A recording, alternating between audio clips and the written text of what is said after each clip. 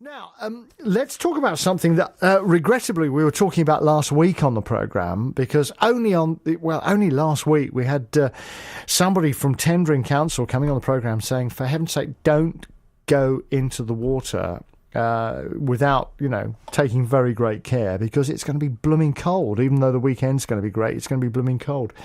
And Essex Police are warning about the dangers of that now, because so sadly a man died this weekend having gone into the sea near Brightlingsea.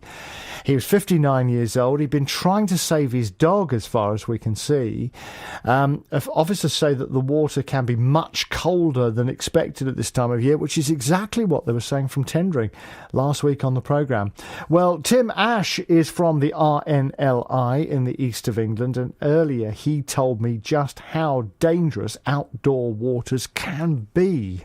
It can indeed be very cold, and you're right, people do forget. People sort of perhaps dip their toes in the water and think, oh, that's a bit chilly, but I'll be fine, I'll acclimatise.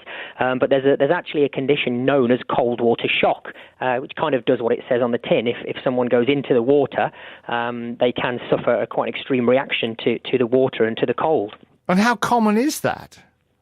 It really depends on a variety of factors. It could be depending on a person's age, it could be their weight, their confidence in the water. But generally speaking, anything below 15 degrees Celsius is defined as cold water. And when you bear in mind that the sea temperature around the UK on average is about 12 degrees, then potentially anyone who enters the water suddenly is potentially at risk. And of course, especially if you have a beautiful day and it sort of lulls you into a false sense of security, doesn't it?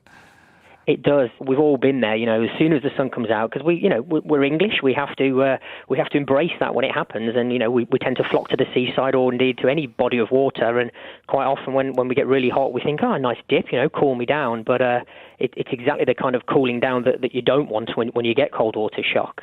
But of course, in the sad case this weekend in Essex, the man was trying to save his dog.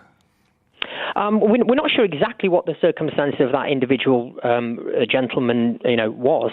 But essentially, we get people going into the water for all kinds of reasons. And like you mentioned, some people go in after pets or loved ones, be it, their child or a friend in distress or even a complete stranger.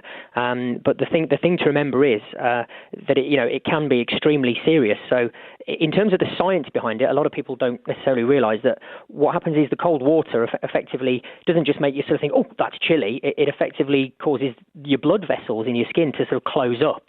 And what that does, it increases the resistance of blood flow. And then the knock-on effect of that is your heart rate is increased. So your heart rate has to work harder and your blood pressure goes up.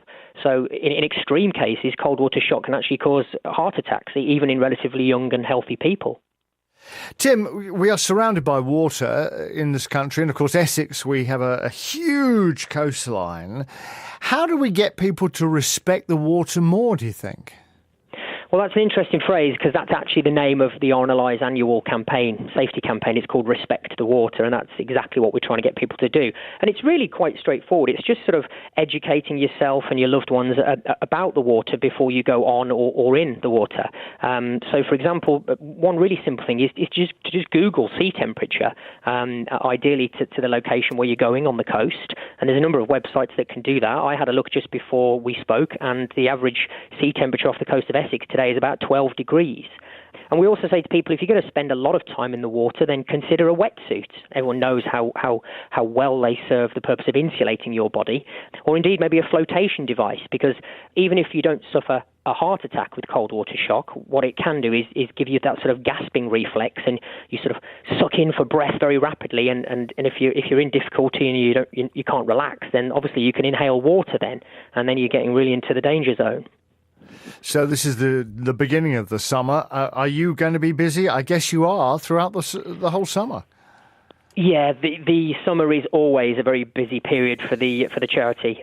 We inevitably see a spike in rescues and indeed in incidents on beaches, because we not only have lifeboats, but we also have lifeguards on some 220 beaches around the UK and Ireland.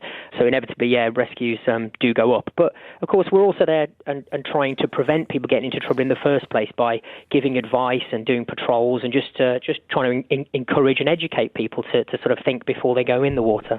Well, that's Well, there you are. That's Tim Ash from the RNLI in the east of England, and terribly, terribly sad.